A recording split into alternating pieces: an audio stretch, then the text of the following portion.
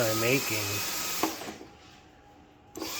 connectors for thick, heavy gauge wire using copper tube.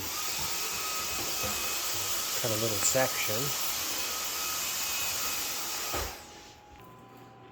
There they are.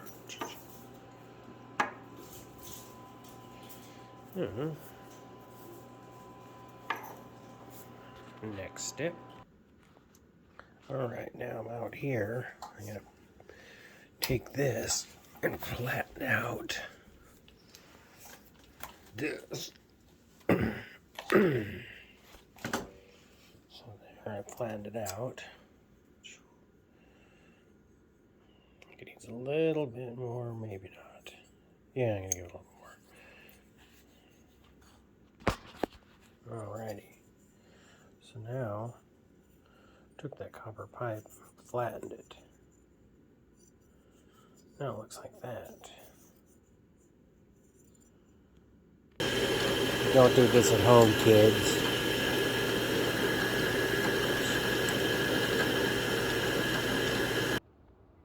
So now we're here.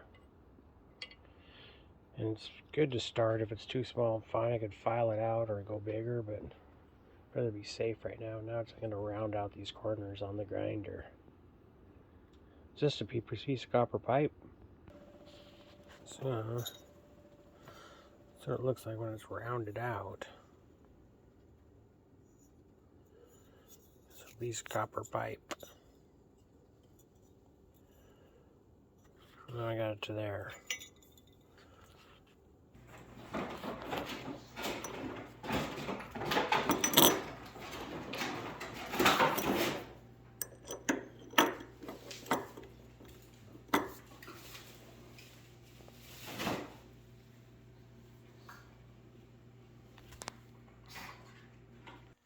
It's kind of cool too, because with this big copper pipe being about the same size, I mean, I know I could push a 0 through this. I mean, a seriously big wire.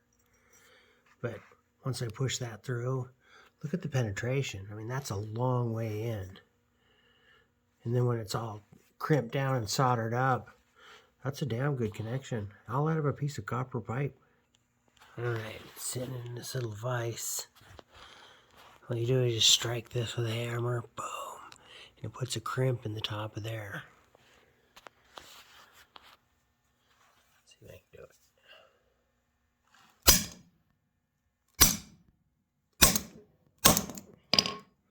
It's a satisfying sound. I'll lift this out. Let's see what we got. I'm gonna do it probably maybe somewhere else on there too.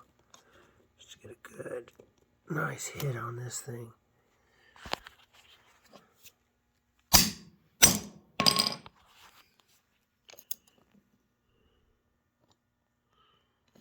Let's look at it.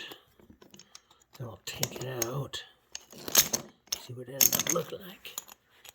So now,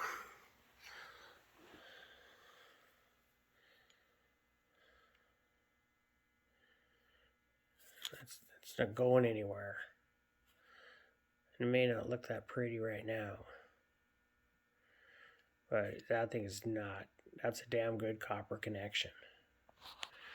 Now I'm going to solder, because this is really good wire for e-drink and solder. And I'm going to heat this whole thing up now. So that's kind of how it'll mount.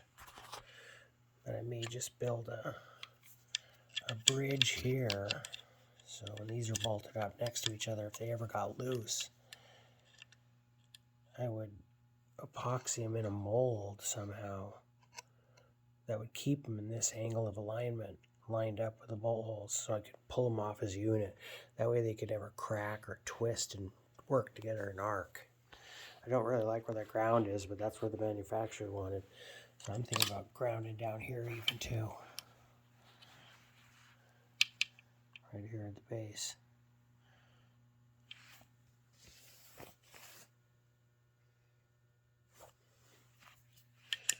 Alright, next step. Boom.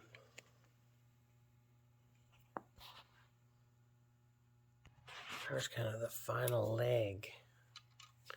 So now if it's bolted onto this, it'll be like that. And then I'm going to run one to the starter, because I think that's where these big fours really miss out, the big 3 upgrade.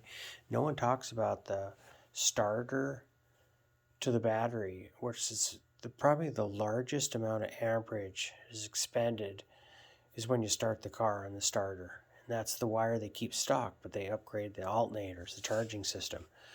The whole thing is important. All of the grounds, the foregrounds, chassis to frame to block to battery, those are all big deals. And here's the ground wires I've got to ground the truck. So I'm going to set up brand new ground wires, huge ones that go from chassis to frame to motor to battery. And then if you look, I'd say 80% of all problems with cars are electrical.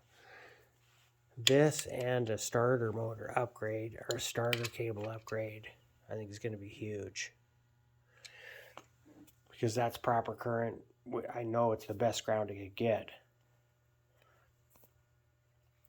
I would suggest anyone upgrade the wire just to put really sand down sections and ground from the chassis to the frame to the block. Just put any kind of enhanced grounds, stop electrical problems.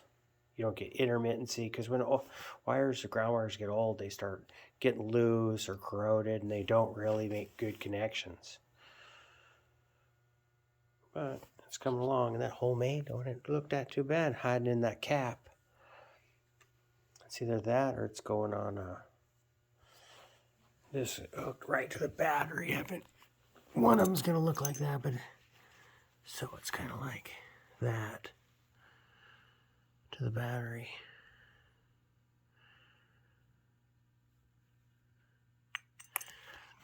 But I may need to put like a fuse block or something, because I'll have more than one connection to run to this battery. So I don't know if I'll use it as a fuse. I'll put like a piece of copper across there instead of a fuse and run it as an actual block to put extra anything I want to hook up to the truck on the positive. I'd put this up there instead.